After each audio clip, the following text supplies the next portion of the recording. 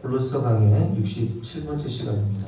오늘 본문을 좀 성경 그대로 일반적인 성경 해석적 관점에서 좀 살펴보고요.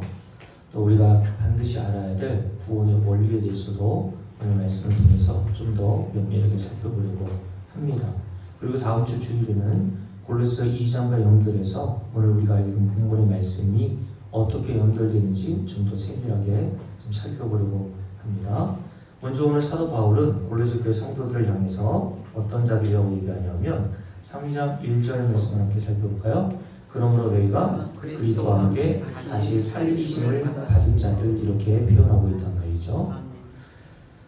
자, 오늘 본문에서 이 구절이 의미하는 바가 무엇인지를 우리가 유념해서 잘 살펴볼 필요가 있습니다. 첫 번째로 사도 바울은 이 구절을 의도적으로 능동형이 아닌 수동형의 형식을 사용하고 있다는 것에 주목해 봐야 하는 거죠. 따라서 골로새 교회 성도들이 스스로 살아나고 싶어서 자신의 의지와 능력을 발휘해서 살아난 것이 아니라 하나님께서 일방적으로 살려내심에 의해서 살려내신 자들이라고 말하는 것입니다.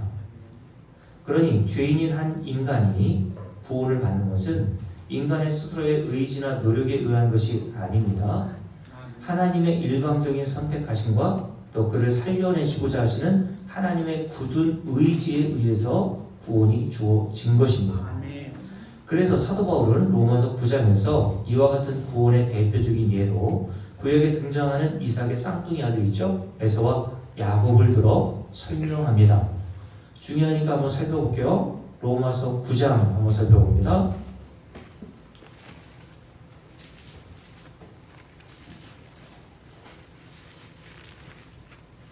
로마서 9장 10절부터 함께 읽겠습니다. 그뿐 아니라 또한 리브가가 우리 조상 이삭 한 사람으로 말미암아 임신하였는데 그 자식들이 아직 나지도 아니하고 무슨 선이나 악을 행하지 아니한 때에 택하심을 따라, 줄을 보면서 위에 택하심을 따라 되는 하나님의 뜻이라고 되어 있죠.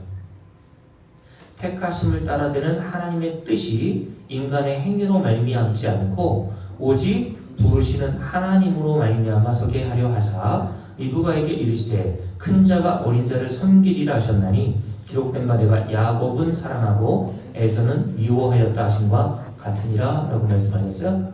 하나님께서 야곱을 사랑하시고 에서를 미워하시겠다고 하신 때가 언제입니까? 아직 나지도 않고 그가 나서 이 세상에서 뭔가 선과 악을 행하기도 전에 하나님께서 야곱을 사랑하기로 일방적으로 택하셨다는 거죠. 그렇죠? 이것이 저 여러분이 받은 구원이라는 사실을 이 에서와 야곱의 이야기를 들어 설명해 주신단 말입니다. 다시 말씀드릴게요. 골로새 3장에 보면 골로새 교회 성도들에게 너희는 그리스도와 함께 다시 살리심을 받은 자들이라고 표현했는데, 이렇게 수동형으로 쓴 것은 구원이라는 것은 인간의 의지적 결단이나 소원, 노력에 의해서 주어지는 것이 아니라 하나님께서 일방적으로 선택하여 주시고 일방적인 의지를 가지고 살려내기를 원하신 자들을 살려내시는 방식으로 저와 여러분이 구원을 얻은 것이라고 말씀을 드리는 거예요. 그러니 하나님께서 야곱을 선택하신 동기는 그의 어떤 선한 행위나 자격과 조건이 아니었죠. 왜냐하면 이들이 나기도 전에 하나님을 야곱을 사랑하기로 택하셨으니까. 이게 구원이란 말입니다. 하나님은 저와 여러분의 이 땅에서 행위를 봅니까? 안 봅니까? 안 본단 말이에요. 그러니까 이런 말이 성경에서 볼 때 성경적이지 않은 거죠. 예수를 믿어도 너 이렇게 살지 않으면 하나님 나라 못 가 라고 하는 말이 성립이 안 되는 겁니다, 여러분. 왜요? 야곱은 아직 나지도 않고 난 후에 이 세상에서 뭔가 선한 일을 행하지도 않았는데 오히려 야곱이 행한 것은 아버지 이삭과 형 에서를 속이는 일밖에 없잖아요. 그런 배은망덕하고 극악무도한 죄인이 야곱을 왜 구원하기로 선택하십니까? 이게 하나님의 뜻임을 드러내신다는 겁니다. 이게 하나님의 뜻이 반영되어 나타나는 것이 성도들의 구원이라고 합니다. 그러니까 다시 말씀드릴게요. 하나님께서는 어떤 한 사람을 구원하실 때 그 사람의 행위를 보신다 그랬습니까? 안 보신다 그랬습니까? 안 보신단 말입니다. 그러니까 아무렇게나 살아도 된다는 말은 아니에요.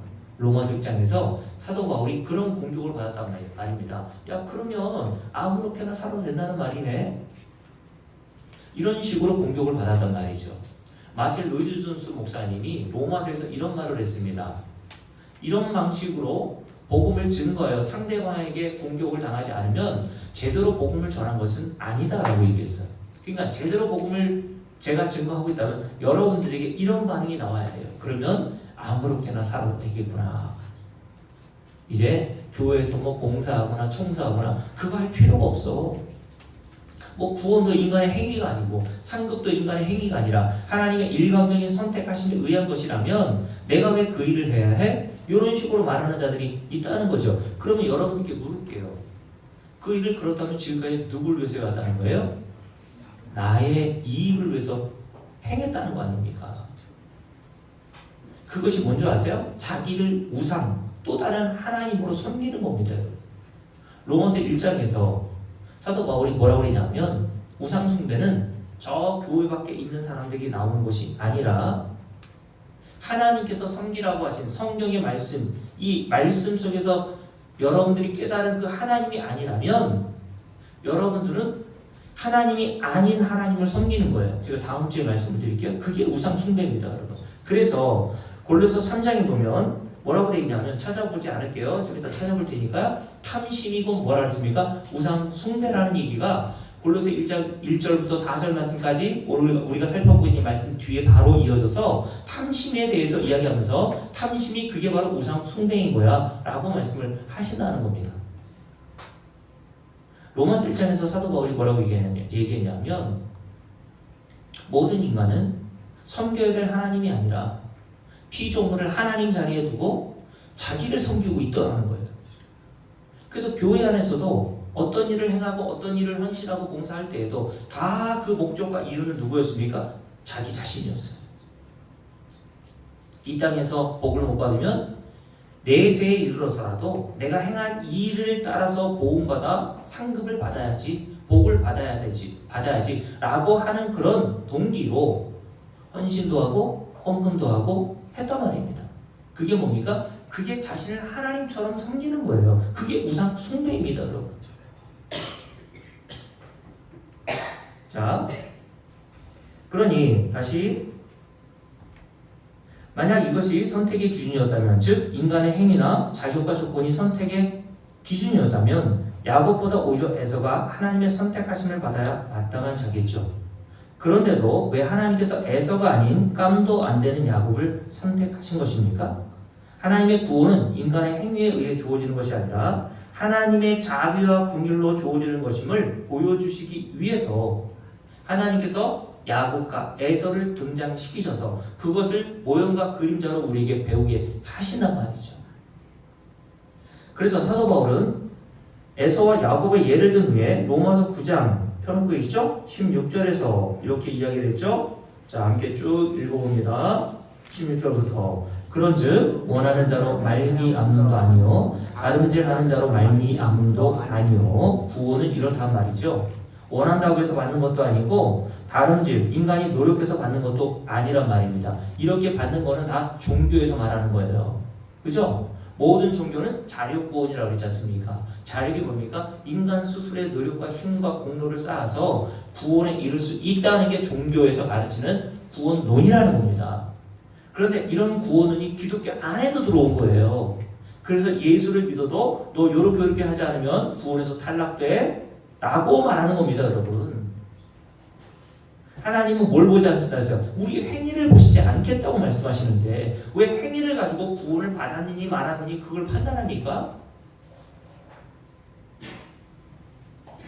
자, 함께 읽습니다. 16절 다시요. 그러즉 원하는 자로 말미암음도 아니요 다른 박질하는 자로 말미암음도 아니요 오직 긍휼히 여기시는 하나님으로 말미암음이니라. 뭐가요? 구원이 그렇다는 겁니다. 오직 긍휼히 여기시는 하나님의 선택하심에 의해서 너에게 구원이 거저 주어지는 것이다 하고 로마서 9장에서 사도 바울이 유대인이었고 바리새인들도 성경의 전문적인 학자인데도 이 진리를 깨닫고 이런 말을 했다는 겁니다, 여러분.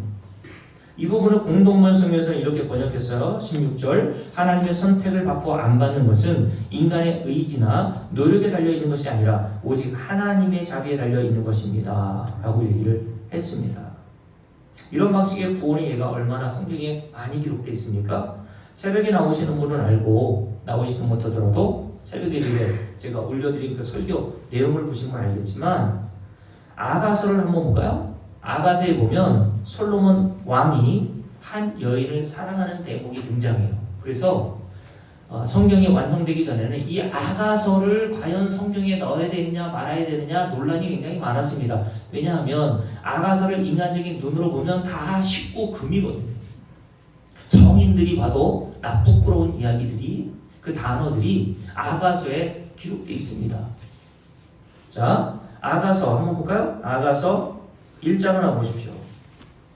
자, 여러분 솔로몬 왕이 쓴 이 아가서 한번 보시라는 건데 솔로몬 왕은 여러분들이 잘 알듯이 몇 명의 아내가 있었습니까?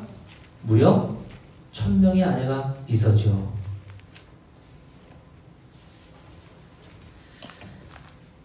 그런데 여러분 생각해 보세요. 그 1000명의 아내를 솔로몬이 골랐을 때 어떤 기준으로 골랐겠습니까? 아마 솔로몬의 아내 중에는 남들보다 피부도 뽀얗고 얼굴도 작고 인형같이 생기고 그래서 미모도 탁월하고 거기에 공부도 잘해서 학벌도 좋고 가문도 괜찮은 여자들이 1000명 중에 얼마나 많았겠어요? 그렇지 않아요, 여러분? 그런데 솔로몬 왕이 그 많은 아내들 중에 여자들 중에 누구를 사랑합니까? 술람미 여인을 사랑한단 말이에요. 근데 그 술람미 여인의 행색이 어떠한지 1장 5절 6절 말씀 함께 읽어볼까요? 함께 읽습니다. 예루살렘 딸들아 내가 비록 겁나 아름다우니 게달의 장막 같을지라도. 그래서 게달의 장막이라는 것은 유목민들이 이 돌아다니면서 텐트 치고 살지 않습니까? 그 텐트 위를 덮고 있는 검은 염소 털을 말하는 겁니다. 근데 그 검은 염소 털이 처음에는 윤기가 있고 반질반질하게 보이지만 햇볕을 맞고 비를 맞고 세월이 흘러갈수록 그 윤기도 사라지고 검은 칙칙해가지고 볼품 없는 상태가 될 거 아닙니까? 그러니까 이 술람미 여인이 어떻다는 걸 내가 바로 그 게달의 장막 같은 여자였다라고 얘기하는 겁니다. 나는 다른 여자에 비해서 다른 솔로몬의 아내에 비해서 볼품이 하나도 없었어. 조건과 자격으로 따지면 나는 솔로몬에게 이런 사랑받을 자격이 없는 자였어 라고 이야기를 하는 겁니다. 그래서 이렇게 이야기하죠. 게달의 장막 같을지라도 솔로몬의 휘장과 같구나. 6절 내가 햇볕에 쬐어서 거무스름할지라도 흘겨보지 말 것은 내 어머니 아들들이 나에게 노하여 포도원 지기로 삼음이라 나의 포도원을 내가 지키지 못하였구나 라고 이야기를 합니다. 자, 그러면서 아가서 5장을 한번 볼까요? 이런 게달의 장막같이 볼품없는 술람미 여인, 그 수많은 여인 중에 솔로몬이 이 여인을 사랑한단 말이에요. 어느 정도로 사랑하냐면 5장 8절을 보십시오. 함께 읽습니다. 예루살렘 딸들아 너에게 내가 부탁한다. 너희가 내 사랑하는 자를 만나거든. 술람미 여인입니다. 솔로몬이 술람미 여인을 찾아 헤매는 거예요. 그 술람미 여인을 만나거든 내가 뭐하고 있다고요? 사랑하여 병이 났다고 알려주려구나 라고 얘기했어요. 이걸 어떤 병? 상사병이라고 얘기합니다. 여러분 이런 병에 걸려본 적이 있어요? 없는 분들은 이해가 안 될 겁니다. 저는 몇 번 걸려봐가지고 잘 알거든요. 밥도 안 넘어가고 학교 생활도 무의미하고 제가 좋아하는 운동도 다 싫어지더라고요. 오직 한 사람! 그게 상사병입니다. 네? 네? 뭐라고요?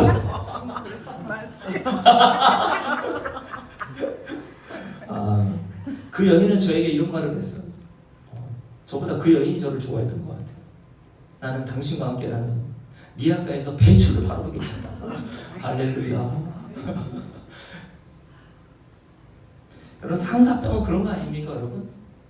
다른 거 다 주어도 그 여인이 아니면 아무 의미가 없는 그런 상태. 그거를 상사병에 걸렸다 이런 얘기를 합니다.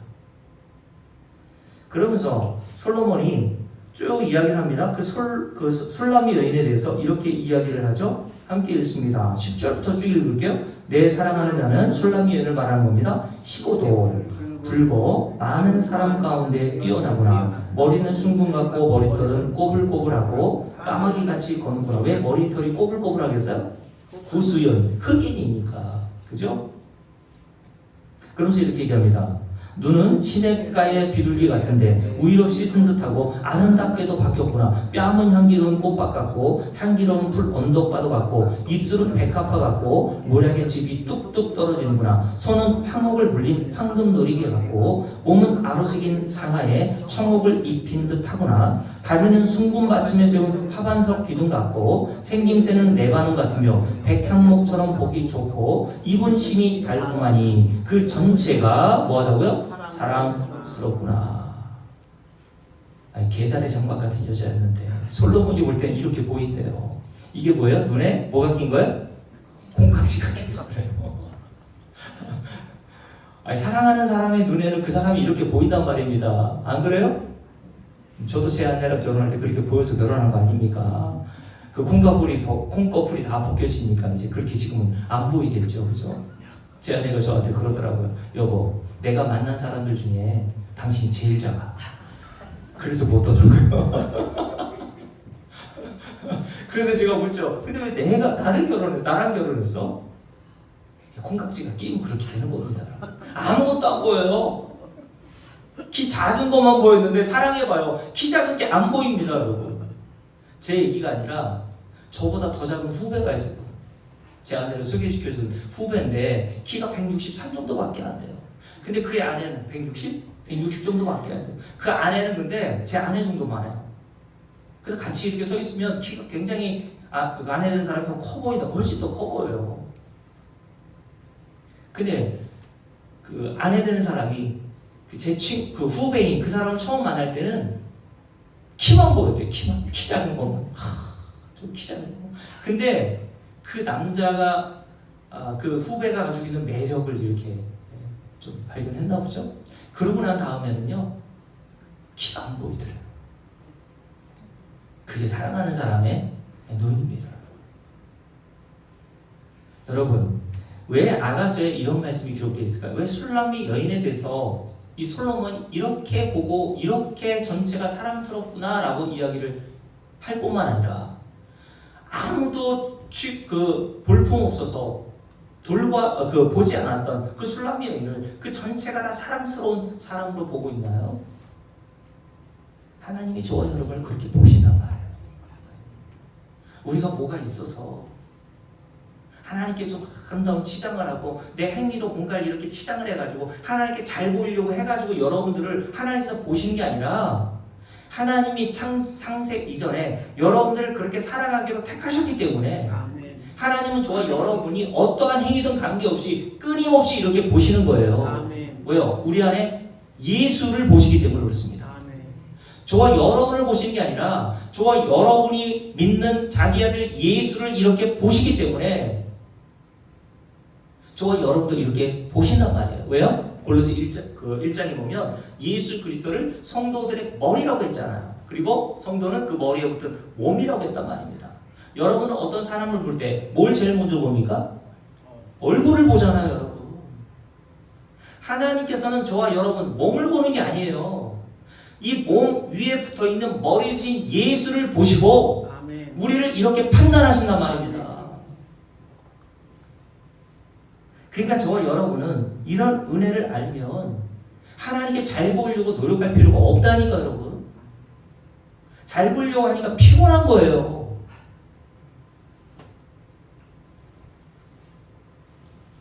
자, 그래서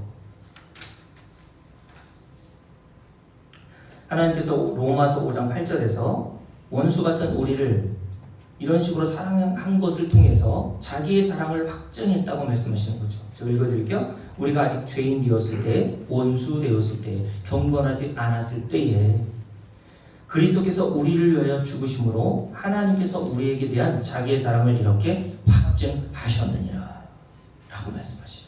그러니까 하나님의 확증은 우리 안에서 어떻게 드러납니까? 아니, 나는 사랑받을 만한 어떤 조건과 자격이 안 됐는데 어떻게 하나님이 나 같은 인간을 사랑하시고 그 사랑하시는 정도의 수준이 자기 아들을 내어주시기까지 나를 사랑하셨지? 이런 하나님의 지식에 넘치는 그리스도의 사랑, 십자가에서 나타났고, 여러분 그 지식에 넘치는 그리스도의 사랑을 통해서, 그 받은 그 사랑을 통해서 우리가 하나님을 감동시키는 게 아니라고 말씀드렸잖아요. 하나님이 이 사랑하심을 성령을 통해서 우리에게 증거하여 깨닫게 하심으로 하나님이 우리에게 주신 이 사랑의 성도들은 감동하고 감격하는 겁니다, 여러분. 이게 신앙생활이라니까요, 여러분. 그래서 사도 바울은 로마서 8장을 나올까요? 로마서 8장에서 하나님께서 성도들의 사랑은 행위에 있지 않다라고 말씀하시면서 이렇게 말씀하시는 거예요. 자, 우리의 구원도 행위에 있지 않고 하나님이 우리를 사랑하시는 것도 우리의 행위에 의해서 결정되고 판단되는 것이 아니라고 말씀드렸어요. 여러분들이 뭘 잘하면 하나님이 사랑하고 뭘 못하면 하나님의 사랑에서 끊어지는 게 아니란 말입니다, 여러분. 저는 그렇게 배웠기 때문에 늘 불안했어요. 왜요? 내가 못하면 하나님의 사랑에서 끊어지는 줄 알고 그렇게 배웠잖아요. 그러니까 교회 다니면서 예수를 믿는다고 하면서도 복음을 제대로 모르니까 마음이 불안하고 두려웠던 겁니다. 왜요? 교회에서 그렇게 해야 성도들이 자기 할 일을 열심히 하거든요. 그렇지 않아요? 두려움과 공포를 줘야 그 두려움과 공포 때문에 하고 싶지 않은 일도 합니다.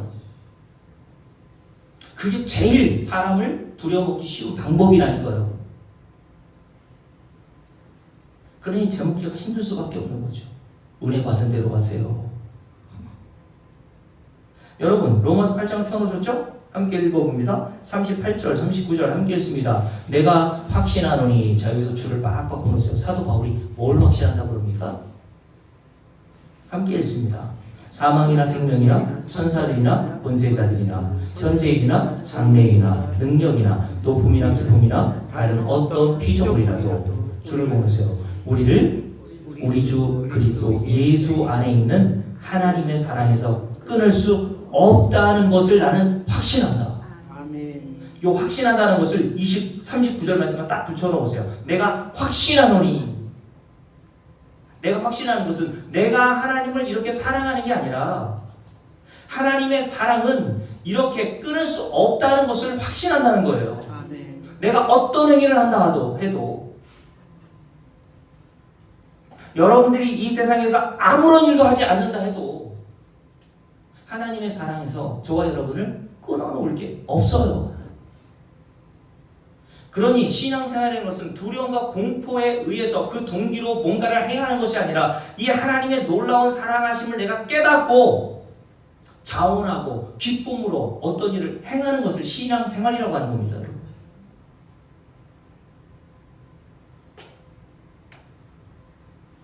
따라서 여러분, 이 세상의 어떤 행위에 의해서 하나님의 이러한 사랑의 심에서 끌어내어 다시 구원해서 취소할 수 있게 할 수 있어요? 없습니다. 그러니 다시 말씀드리면 우리는 이제 이러한 하나님의 사랑을 얻어내 보려고 피곤하게 애쓰고 노력할 필요가 없게 된 것입니다. 우리의 그런 행위와는 관계없이 하나님의 이러한 크신 사랑하심을 우리는 지금도 받고 있습니다. 그래서 이런 확신을 성령을 통해서 받게 된 성도들은 마음의 안식과 평강을 누리게 되는 거예요. 아멘. 그러니 성도는 가면 갈수록 무엇을 확신하게 됩니까? 우리가 하나님을 사랑하는 것을 확신하는 것이 아닙니다. 왜요? 우리는 연약하여 하나님을 사랑한다고 하고 결심도 해보고 다짐도 하지만 그 결심과 다짐이 몇 번 얼마나 갑니까? 그런 인간의 연약함의 모형으로 사도 베드로가 등장하는 거 아닙니까, 여러분? 예수님께서 제자들에게 말씀하셨잖아요. 내가 십자가에 달리는 그 전에 너희들은 나를 다 배신하고 나를 부인하고 떠날 거야. 그랬더니 사도 베드로가 주님의 이 말씀에 아멘 한 것이 아니라 나는 절대 안 그렇습니다. 다른 인간들은 다 그렇게 할 줄 모르겠지만 3년 6개월 동안 나를 보셨잖아요. 나를 보시고 어떻게 그런 말을 하실 수 있습니까? 서운합니다. 나는 죽을지언정, 성경이 이렇게 돼 있어요. 나는 주를 위해서 죽을지언정 절대 주님을 배신하지 않겠습니다. 그러나 주님이 십자가에 달리시기 전에 고문과 형벌을 받을 때 사도 베드로가 대장의 그 종이었던 여자아이가 당신도 예수님의 제자 같은데? 당신도 내가 본 것 같은데? 라고 하니까 3번이나 예수님을 부인하고 마지막 부인할 때는 예수님을 그 사람이라고 표현했습니다. 마태복음 10장에서는 예수님을 주는 그리스도시요 살아계신 하나님의 아들이라고 표현했던, 그렇게 고백했던 사도 베드로가 자기의 죽음의 현실적 문제 앞에서 예수님을 그 인간이라고 했다니까요. 그 인간! 나 몰라! 그리고 다글고 자기의 그 모습을 보고 통곡하죠.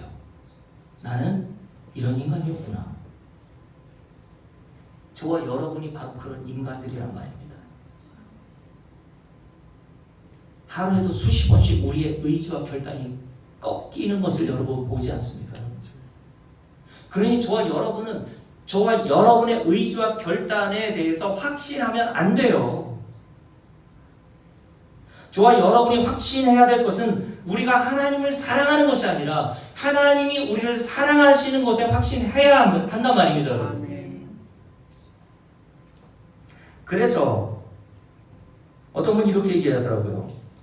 우리는 하나님을 사랑해서 하나님 나라에 들어가는 자들이 아니라 하나님의 이러한 사랑하심을 입고 하나님 나라에 들어가는 자들이라고 표현했어요. 저는 이것이 맞다고 봅니다.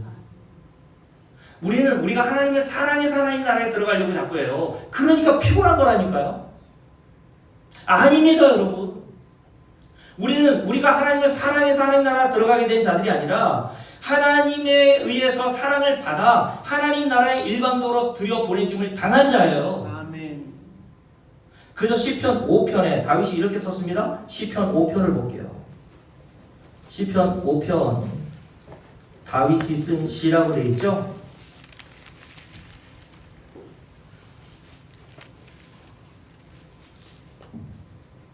1절부터 함께 쭉 읽을게요. 여호와의 나의 말에 귀를 기울이사 나의 심정을 헤아려 주소서. 나의 왕 나의 하나님이여 내가 부르짖는 소리를 들으소서. 내가 주께 기도하나이다. 여호와여 아침에 주께서 나의 소리를 들으시리니 아침에 내가 주께 기도하고 바라리이다. 뭘 바란다고 하는지 쭉 읽어보자고요. 주는 하나님은 죄악을 기뻐하십니까? 기뻐하시니 아니시니 악이 주와 함께 머물지 못하며 오만한 자들이 주의 목전에 서지 못하리이다. 주는 모든 행악자 죄인들을 미워하시나이다. 거짓말하는 자들 멸망시키시리이다. 여호와께서는 피 흘리기를 즐겨하는 자와 속이는 자를 싫어하시나이다. 로마 3장에 보면 인간이 다 이 목록에 들어있어. 그러니 저와 여러분은 하나님이 싫어하셔야 마땅하고 하나님 나라에 들어갈 수 없는 자가 맞아요.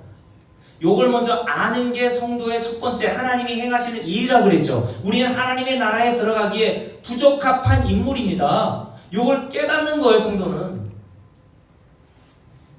그런데 어떻게 우리가 하나님 나라에 들어가게 되었습니까? 사도가 아니죠. 다윗이 이렇게 얘기하죠. 7절 함께 했습니다. 줄을 빡빡 꺼놓으세요. 오직 그랬습니다. 유일한 이유 나는 주의 풍성한 사랑을 힘입어 주의 집에 들어가라고 되어 있습니다. 뭐 때문에 내가 하나님의 집에 들어간다고요? 주의 풍성한 사랑을 힘입어 주의 집에 들어가게 되었습니다. 그러니 내가 바랄 것은 내가 이걸 아침마다 바라고 소망한다고 하지 않습니까? 뭘요? 주의 풍성하신 사랑하신 거예요. 나는 소망하고 말한다 라고 다윗이 구약의 성도로서 신약 전체의 말씀과 연결해서 이렇게 이야기를 한 것입니다, 여러분. 그러니 성도인 우리가 다 이런 하나님의 사랑과 자비와 긍휼로 구원을 받은 자예요. 그래서 로마서 9장에 보면 로마서 9장을 넘겨볼까요? 다시 이게 다 신구약이 연결되어 있고 그래서 신구약은 통일성과 일관성이 있다고 제가 몇 차례 말씀드렸죠. 로마서 9장을 보세요. 로마서 9장에 보면 우리가 좀 전에 읽었던 대로 야곱과 에서의 이야기를 하고 결론이 뭐였습니까? 인간의 구원과 사랑받음은 노력과 의지와 수고로 되는 것이 아니라 긍휼히 여기시는 하나님으로 말미암는다라고 이야기를 했죠. 그러면서 19절부터 어떤 말씀이 이어지냐 하면 하나님을 토기장이로 모든 인간을 그 토기장이의 손에 들려진 진흙 한 덩이로 비유합니다.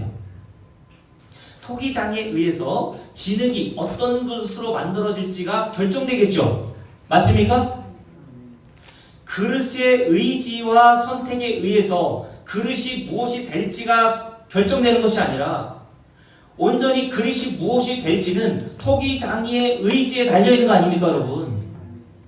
저와 여러분이 그 진흙 한 덩이로서 토기장이신 하나님의 손에 들려져 있었던 자들인데, 어떤 자들 두 부류에 딱 나눠요. 한 부류는 하나님의 진노를 담아놓는 진노의 그릇으로 창조하시고, 한 부류는 하나님의 긍휼과 자비와 은혜가 어떠하신지를 드러내시기 위한 긍휼의 그릇으로 창조하셨다고 말씀하세요. 이들이 성도라는 겁니다, 여러분. 그래서 함께 읽어볼까요? 자, 21절부터 23절입니다. 함께 읽습니다. 또한 영광 받기로 예비하신 바 주를 구원하세요. 어떤 그릇? 긍휼의 그릇에 대하여 라고 되어 있죠. 긍휼의 그릇이라고 했습니다. 긍휼의 그릇. 그 긍휼의 그릇에 대하여 그 영광의 풍성함을 알게 하고자 하여. 여기서 영광의 풍성함이라는 것은 하나님의 긍휼이 얼마나 풍성한지를 너희들이 알게 하시기 위해서 내가 너를 창조하여 냈다는 겁니다, 여러분. 이게 성도라니까, 여러분. 그러니 성도들을 하나님께서 이 세상에 창조하여 보내신 것은 뭘 알고 오시라는 거예요? 대단한 일 하라고 보내신 게 아니란 말이에요. 하나님의 긍휼을 깨닫고 오라고 보내신 겁니다. 왜요? 저와 여러분은 어떤 그릇으로 창조하셨다고요? 손님 고사님? 긍휼의 그릇을, 그죠? 긍휼의 그릇. 그릇은 무엇을 담느냐에 따라서 그 그릇의 이름이 달라지죠. 그러니까 하나님, 그 그릇에 김치를 담아놓으면 그 그릇은 어떤 그릇이에요? 김치 그릇. 그 김치 그릇에 담아 먹던 그 그릇을 강윤환 장모님이 저한테 선물로 주셨는데 제가 그 그릇을 오감으로 사용하고 있습니다. 그러면 소주병을 받아놓는 오강이죠, 그거는, 그죠? 된장을 담아놓으면 된장 그릇이 되고, 그런 거 아닙니까, 여러분? 하나님은 저와 여러분을 긍휼을 담는 그릇으로 창조하셨습니다. 아멘. 그래서 저와 여러분이 자꾸 하나님의 긍휼만 바라보게 되는 거예요.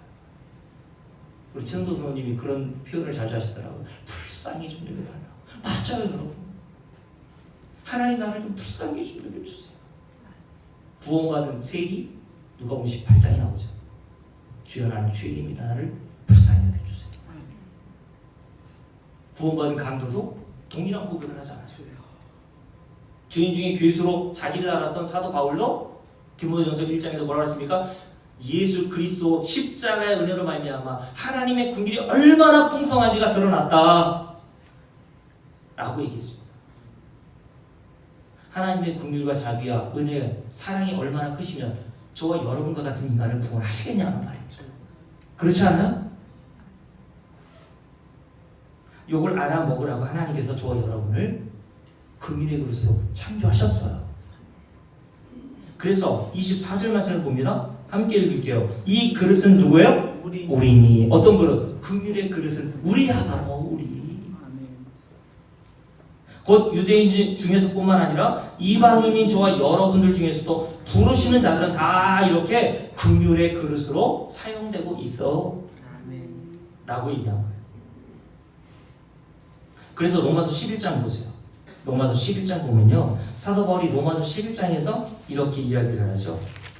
자, 함께 읽습니다. 로마서 11장 30절부터 함께 읽습니다. 너희가 전에는 하나님께 순종하지 아니하더니 이스라엘이 순종하지 아니함으로 유대인들입니다. 이제 주를 구원하세요. 뭘로 얻었다요? 긍휼을 입었는지라.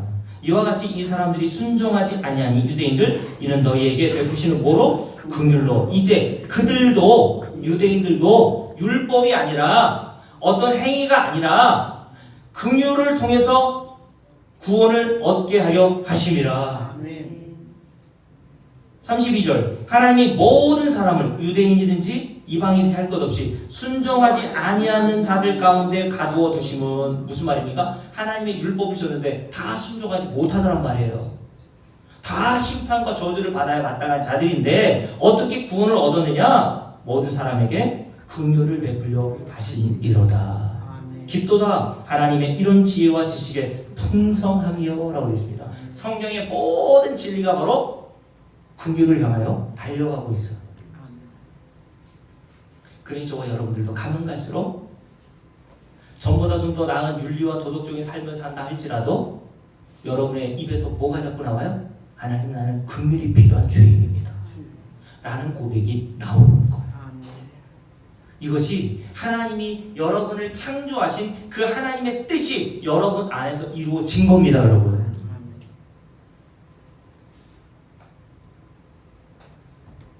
자, 다시요. 골로새 3장 1절. 그러므로 너희가 그리스도와 함께 다시 살리심을 받았으면 이라고 했을 때 다시 살리심을 받았다라고 하는 의미가 어떤 의미인지에 대해서 말씀을 증거하고 있어요. 첫 번째가 뭐라고 했습니까? 인간의 의지와 뜻과 결단에 의한 것이 아니라고 얘기했습니다. 그거는 고시고발 이 단어 하나에 담겨 있어요. 자, 두 번째는 다시 살리심을 받았다라고 하는 완료형으로 사용하고 있다는 것을 주목하시란 말이죠.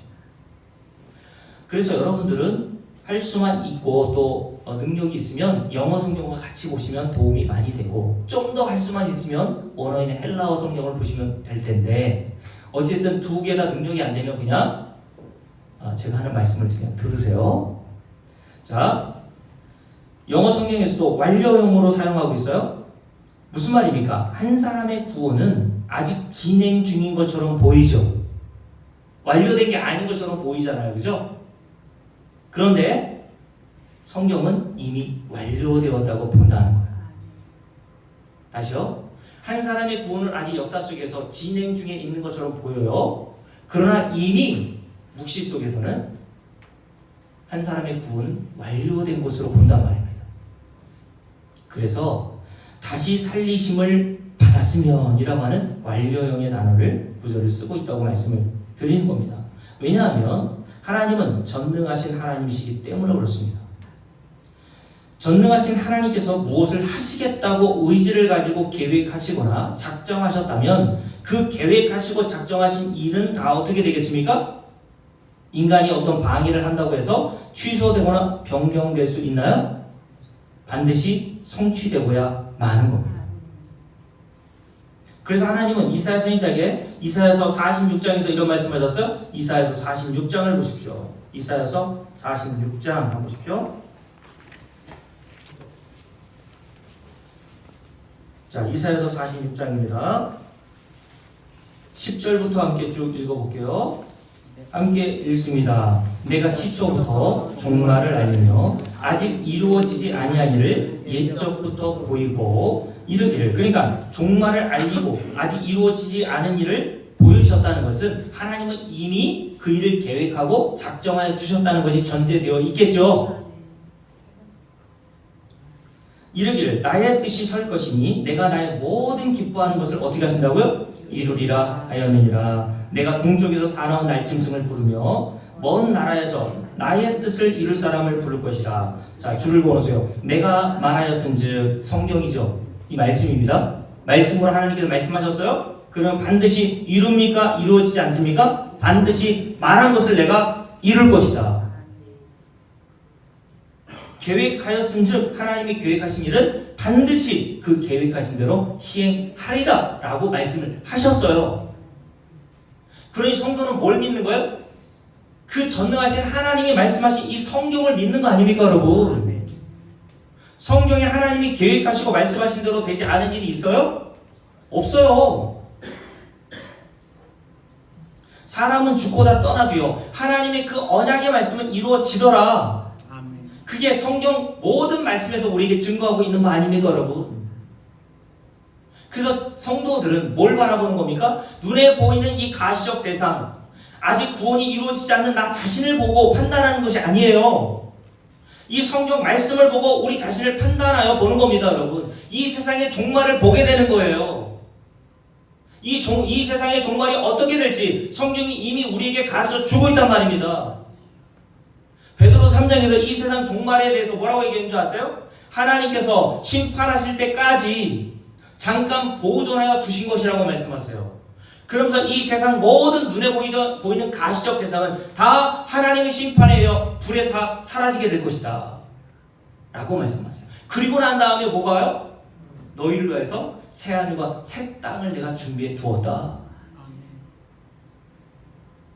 그것은 우리 눈에 아직 이루어지지 않았잖아요. 그렇죠? 그래서 이런 말을 한다고 말씀드렸잖아요. 죽어봐야 알지 어떻게 알아. 하나님 나라가 있는지 안 있는지 눈으로 봤어? 저한테 이렇게 따지고 그런 분이 있단 말입니다, 여러분. 그런 분은 오늘 말씀을 10번, 100번, 1000번 하고 읽어보세요. 그렇다고 믿음이 거저오는 것은 아니고, 네? 하나님이 은혜를 주셔야 이 말씀이 믿어지는 거지만, 여러분 성경 전체가 그 말씀, 그 진리를 증거하기 위해서 계속 우리에게 증거해주고 있는 거예요. 하나님이 아브라함 때부터 약속하신 것을 수백 년이 지나서 모세를 통해서 이루어내시잖아요. 그렇잖아요. 창세기에 기록되었고 15장에서 아브라함에게 약속하셨잖아요. 이삭을 줄게. 그리고 내 후손들이 애굽 땅에 들어가서 400년 만에 거기 종로사로 다시 하나님이 약속하신 가나안 땅에 들어가게 될 거야. 근데 아브라함도 그 약속을 받은 이삭도 야곱도 요셉도 다 죽었어요. 근데 인간은 다 죽었지만 하나님은 살아계셔서 자신이 수백 년 전에 아브라함에게 언약하신 그 약속을 빈틈없이 다 이루어내시더란 말입니다, 여러분. 우리는 그런 전능하신 하나님을 믿는 겁니다. 언약에 신실하신 하나님을 믿으시란 말이죠. 그러니 하나님께서 저와 여러분에게 이루어내시고자 하시는 구원은, 약속하신 구원은 아직 이루어지지 않은 것처럼 보일지 모르겠지만 사실은 이미 완료되었다는 거예요. 완성되었어. 믿습니까? 이게 우리에게 얼마나 위로가 됩니까? 저는 이 말씀을 드리면 너무 위로가 되고 평강이 넘쳐요. 로마서 다시 볼게요. 로마서, 그래서 사도 바울이 이렇게 얘기한 거 아닙니까? 로마서 8장을 보시면 성도들의 구원에 대해서 이렇게 이야기를 하는 거죠. 함께 읽습니다.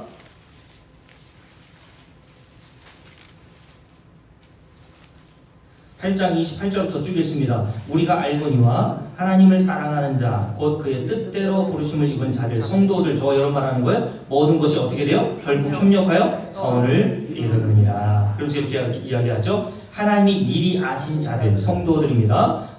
아신 자들, 또한 그 아들의 형상을 본받게 하기 위하여 미리 줄을 그어보세요. 정하셨으니 이걸 예정이라고 하죠. 언제요? 미리 정해주셨대요.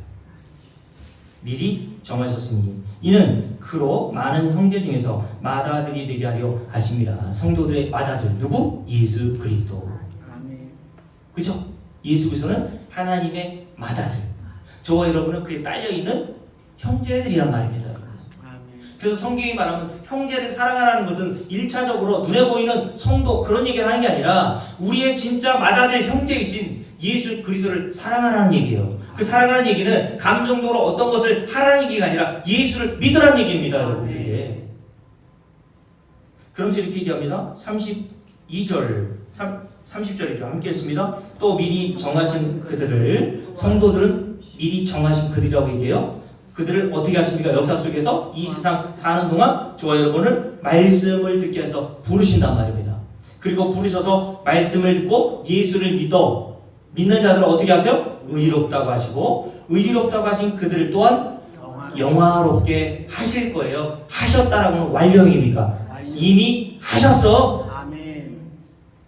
영화의 단계는 우리가 아직 이르지 않았단 말입니다. 영화는 죄가 없는 상태, 예수 그리스도와 같이 그 부활할 몸을 입고 하나님의 나라에 들어갈 그 시점을 영화의 나를 영화롭게 하셨다라고 하는 이 단어에 포함되어 있단 말이죠. 그 영화롭게 된 저와 여러분을 자신을 보면 영화롭게 된 게 뭐가 그렇게 있어? 이금 요새 그렇지 않습니까? 다 그대로인 것 같은데 매일 하는 짓이라고 합니다. 죄밖에 지은 게 없는 것 같은데 영화롭기에 되기는 개뿔 와 영화롭게 돼. 우리는 모형과 그림자를 믿는 게 아니에요. 골로새 2장에 뭐라 했습니까? 이 세상 모든 건 모형과 그림자고 실체가 있다고 하지 않습니까? 모형과 그림자, 여러분 자신을 붙들지 마세요.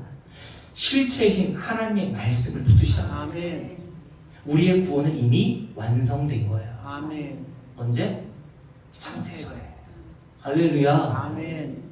저와 여러분은 이 땅에서 지금도 여전히 저도 마찬가지입니다. 목사로서 여러분과 제가 다를 바가 없다니까 여러분.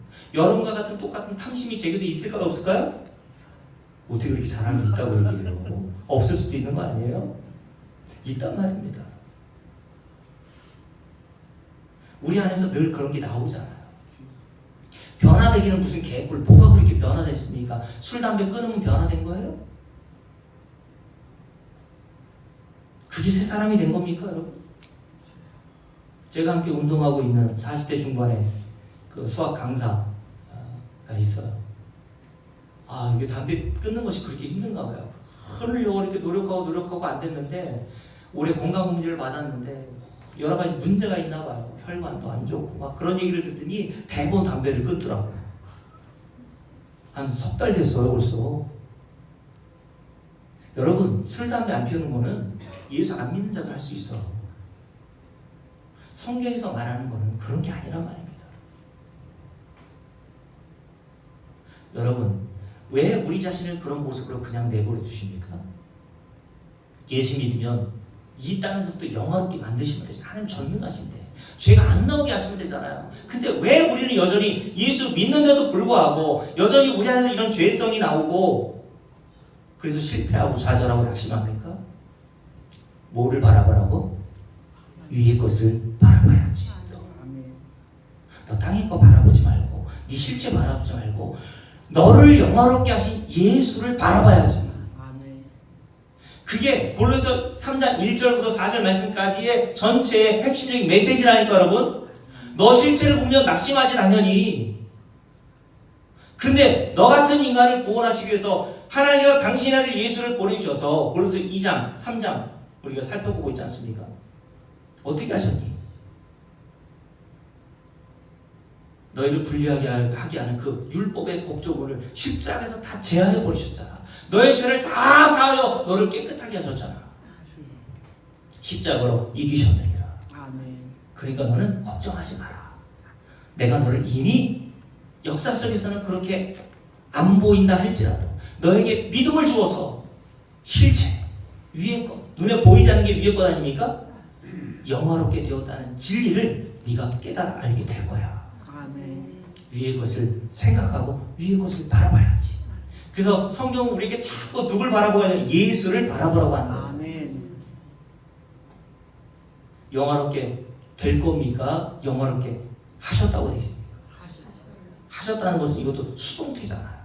첫 번째, 다시 살리심을 받았으면 수동태라고 그랬죠. 우리가 한 일이 아니라 그랬잖아요. 영화롭게 되는 것도 내가 노력해서 영화롭게 되는 게 아니에요. 여러분이 아무리 이 세상에 영화롭게 되고 성화되어 가려고 노력해보면 노력해볼수록 그게 얼마나 불가능한 일인지를 실감하잖아요, 여러분. 저도 때로는 목사로서 이 성도들은 그런 게 나오거든요. 아니, 내 안에 죄성 때문에 괴롭고 낙심될 때가 있어요. 그래서 제가 그런 생각이 들 때가 있다니까요, 종종. 나도 스님들처럼 속세를 떠나서 속세를 정말 떠나고 싶어서 홀로 그냥 산에 묻혀가지고 핸드폰 다 내버려둬. 요즘에는 남의 정보들이 얼마나 많습니까? 페이스북, 유튜브, 카톡, 배경 다 행복해. 다 잘 되는 것 같아.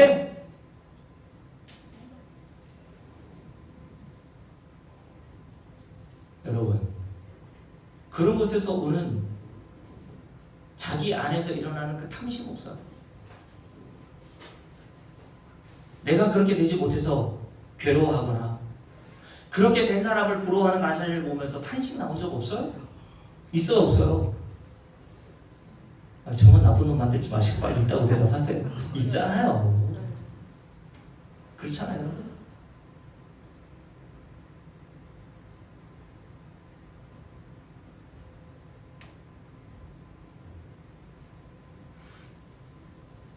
여러분, 이런 마음이 들 때 목사님 저는요, 좀 전에 말씀드렸듯이 스님 저는 속세를 떠나고 싶을 때가 있어요. 근데 여러분, 속세를 떠난다고 해서 우리 마음에 있는 그런 것들이 사라집니까? 제가 아는 감리교 목사님, 유명한 목사님이신데 이분이 이제 은퇴하시고 몇 년 전에 충주에 봉쇄 수도를 하나 만드셔가지고 돈 있으니까 그런 거 하시겠죠. 봉쇄 수도 아시죠? 옛날 수도사들이 이렇게 수도원을 만들어가지고 거기서 신앙생활하고 그랬잖아요. 자기 신앙을 지키기 위해서. 들어가서 이제 지금도 생활하고 계세요. 오직 주님만 생각하며 이게 마지막 인생을 그렇게 살고 싶으신 거겠죠. 아, 이해합니다. 근데 거기 갔다 온 분이 저한테 그렇게 얘기하더라고요. 세상과 그렇게 단절되어서 살려고 봉쇄 수도원에 들어가셨는데 내가 가보니까 그 앞에 택배로 가득하더라야. 여기저기서 그냥 앉아내려니까 택배가 이만큼 쌓였다. 그게 봉쇄 수도원입니까? 참 웃기더라고요. 여러분, 우리는 오늘 말씀을 통해서 영화롭게 되고 내가 성화되어 가려고 부단히 애를 쓰고 노력하면 안 된다는 사실을 절감하면 할수록 더 누구를 바라봅니까? 예수를 바라봅니다. 아, 나에게는 가능성이 없구나. 나를 영화롭게 하실 분은 예수밖에 없구나. 그게 믿어지는 거예요, 여러분. 나는 영화롭게 되어 가려고 노력해서 영화롭게 되어 가고 성화되어 가는 게 아니라 이미 하나님께서는 천지 만물 창조하시기 전에 나를 택하여 두셨고 미리 정하여 두셔서 영화롭게 하시기로 결정하셨기 때문에 그 언약하시고 작정하신 대로 저와 여러분은 그렇게 될 겁니다, 여러분. 걱정 붙들어 매시라니까요. 아무 일 할 필요 없어요. 예수 믿으시면 되는 거예요. 아멘.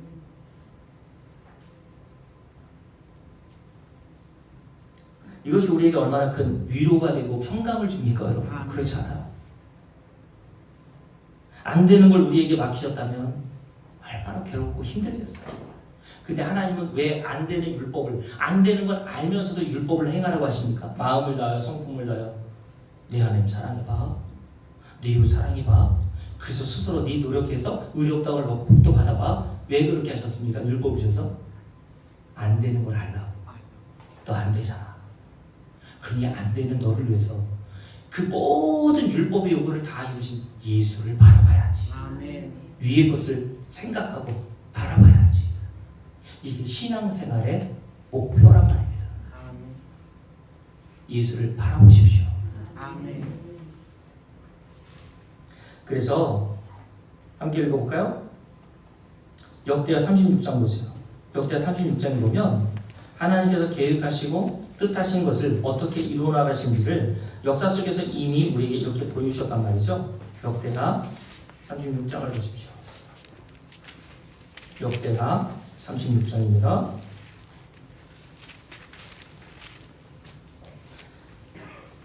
자, 마지막 장 22절부터 자 21절부터 읽을게요. 함께 읽습니다. 이에 토지가 황폐하여 땅이 안식년을 누린 같이 안식하여 70년을 지냈으니, 이게 뭐냐면 이스라엘 백성들이 죄악에 의해서 하나님의 심판을 받아 바벨론에 70년 동안 끌려가 포로 생활하잖아요. 왜 70년을 보내야 됩니까? 70은 7은 완전수라 그랬죠. 네 죄에 대해서 반드시 이렇게 완전하게 형벌과 저주를 받아야 되는 거야. 그걸 누가 받으셨어요? 예수가 받으신 거예요. 완벽하고 완전하게 십자가에서 저와 여러분이 받아야 될 모든 저주와 형벌을 받으시고, 저와 여러분을 대신 예수님이 저주받으심으로 우리가 저주받지 않고 생명을 얻게 된 겁니다. 그래서 사도 바울이 골로새 3장 1절에서 뭐라 했습니까? 너희가 어떻게 다시 살리심을 받았니? 그 앞에 뭐라 했습니까? 너희가 예수 그리스도와 함께 다시 살리심을 받았은즉 이라고 되어 있는 거예요. 너희가 예수 때문에 다시 생명 얻었잖아. 이 얘기를 하는 겁니다. 그래서 이 십자가의 실체를 모형인 이 이스라엘 백성들이 바벨론 포로 생활 70년을 통해서 보여주는 거예요. 그리고 나서 뭐가 와요? 안식이 오는 겁니다. 예수께서 십자가에서 행하신 그 저주받으신 거로 저와 여러분 대신 안식을 얻은 거예요. 선지고생, 그죠? 안식을 얻은 거예요. 그러면서 이렇게 말씀합니다. 함께 읽을게요. 22절. 바하사의 고레스 왕, 페르시아 왕입니다. 이제 바벨론은 망했어요. 하나님이 망하게 하시고 페르시아 왕 고레스 왕을 들어서 자기의 언약하신 내용을 어떻게 이루시는지를 이렇게 기록하고 있습니다. 고레스 왕 원년에 여호와께서 누구의 입으로? 예레미야의 입으로 하신 말씀을, 예레미야가 이 증거를, 이 진리를 증거했죠. 곧 70년 바벨론 포로 생활 끝나면 너희들이 다시 가나안 땅, 하나님이 약속하신 땅으로 돌아올 거야. 근데 이스라엘 백성들 가나안에서 떠나 포로 생활 70년 하면서 믿어지지 않는 거예요. 왜요? 바벨론은 무너지지 않을 것 같았거든. 이 거대 제국 바벨론이 어떻게 무너져? 우리는 도저히 돌아갈 희망을 잃었다. 근데 하나님께서 예레미야 선지자에서 뭐라고 얘기했습니까? 아니야! 너희들 반드시 돌아온다.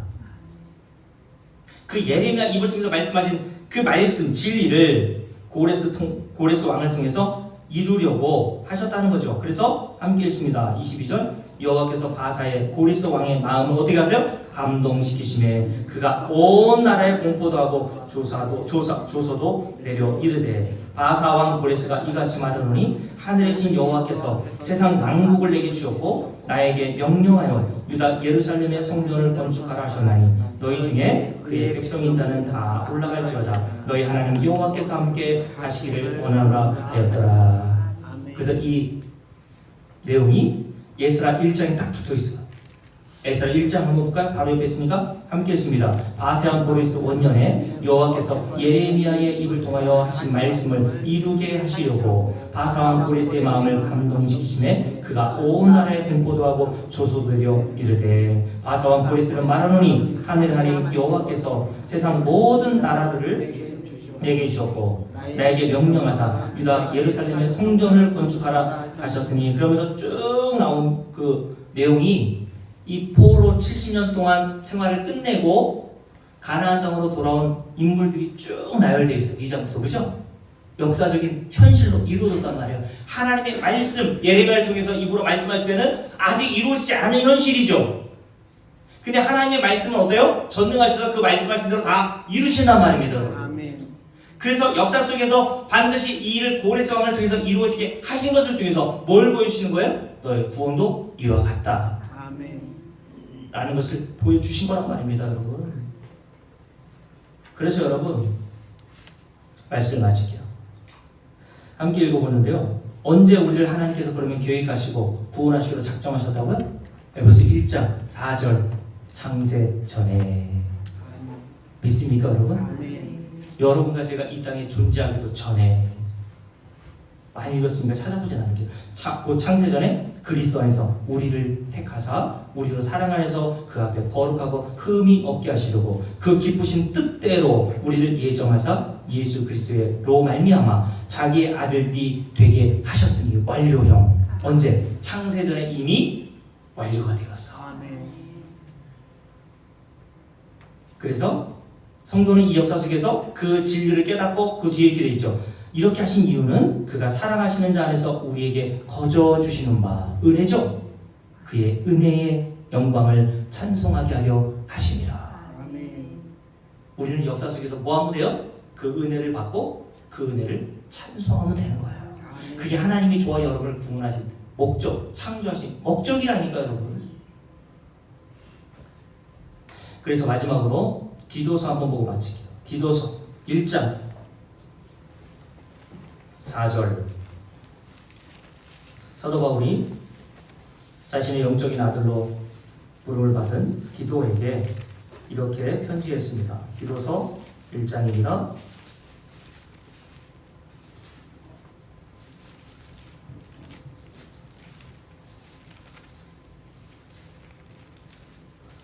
자, 디도서 1장 다 보셨죠? 자, 함께 읽을게요. 1장 4절부터 1절부터 읽을게요. 함께 했습니다. 하나님의 종이요 예수 그리스도의 사도인 나 바울이 사도된 것은, 자, 줄을 보세요. 하나님이 택하신 자들의 믿음이라고 되어 있습니다. 하나님이 언제 택하셨다고요?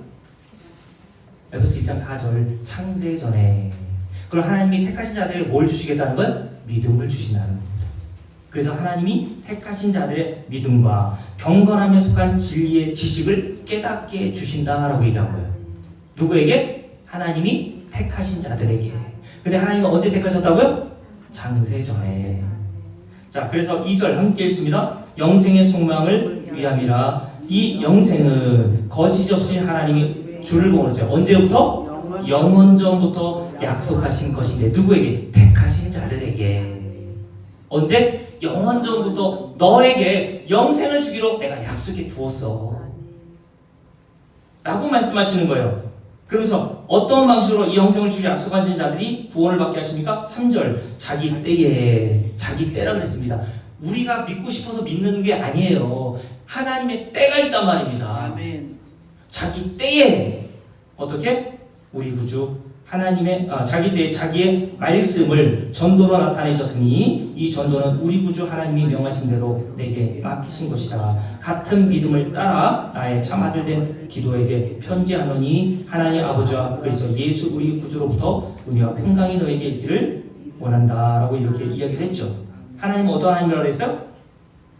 영생을 주시기로 약속하셨는데 그 하나님은 어떤 하나님이라고 했어요? 2절에 거짓이 없으신 하나님이라고 했어요. 영생을 줬다가 뺏지 않으십니다. 줬다 뺐다 줬다 뺐다. 강도사님이 영세 전에 창세 전에 영생을 주로 작정하셨는데 강사님이 마음에 안 들어요. 에이 뺏어버려야지. 그게 거짓의 하나님인 거예요. 왜 그런 하나님으로 만드십니까 여러분? 하나님은 거짓이 없으세요. 아멘. 영생을 주시려 작정하시면 반드시 영생을 주십니다. 아멘. 어떤 자에게? 하나님이 택하신 자들에게. 아멘. 무엇을 통해서? 믿음을 통해서. 그 믿음 어디에서 와요? 전도라고 했죠. 전도는 뭡니까? 고린도 1장 십자가의 복음, 예수 그리스도께서 십자가에 달리신 그 일을 증거했더니 유대인들은 꺼리끼는 것이요 이방인들은 미련하게 듣는데 오직 하나님의 부르심을 받고 작정하심을 받고 영생을 주시기로 택하심을 받은 자들에게는 하나님의 능력과 지혜로 들린다. 아멘. 성경이 이렇게 일관성이 있단 말이죠. 사랑하는 성도는 말씀하시게. 그러므로 저와 여러분의 구원은 이와 같이 하나님의 절대적인 도우심과 은혜에 의한 것임을 알고 평강한 마음으로 안식을 얻는 마음으로 그런 은혜와 사랑과 크신 자비를 베푸신 하나님을 찬송하며 사시기를 주의 이름으로 축복합니다. 아멘. 기도합시다. 우리 찬송가 한 장 부를게요. 608장입니다. 그래서 성도들은 위의 것을 바라보게 되어 있어요. 이 세상은 잠시뿐입니다. 하나님이 약속하신 대로 우리는 영생을 얻고 영원한 하나님 나라에 들어갈 때가 곧 옵니다. 우리 함께 찬송가 608장을 찬송합니다. 이 찬송은 화인 크로스비 여사가 1892년에 지은 시입니다. 화인 크로스비 여사는 낳은 지 얼마 안 돼서 눈이 맹인돼서 의사의 실수. 아무것도 보이지 않아요. 근데 맹인이었던 그 화인 크로스비 여사가 위의 것을 보게 되었어요. 이게 성도입니다. 이 찬송을 부르면 우리도 이 땅에 살면서 위의 것을 바라보고 살 수 있도록 해달라고 함께 찬송하며 기도합시다.